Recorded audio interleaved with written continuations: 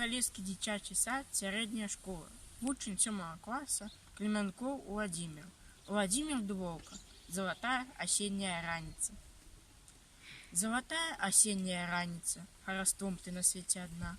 Сонца ў пушчы глыбока купаецца і ніяк не дастане да дна. Не тусіцца лісцё па аселіцы, як дзіна матыльком тулі. І ўзвее яна, пасцеліцца, распаветрыцца на берагі. А яны, берагі беражыстыя, не стрымаюць асенні напеў. І льецца сукрысты ён, і разгортваецца каля дрэў. Прытулі, архівна апошняя, загадай гэты дзень залаты, што над пушчай з галевымі пожнямі рассыпаў залатыя лісты, рассыпаў і раскідаў прыгоршамі на акрасу, на жаль, на спамін.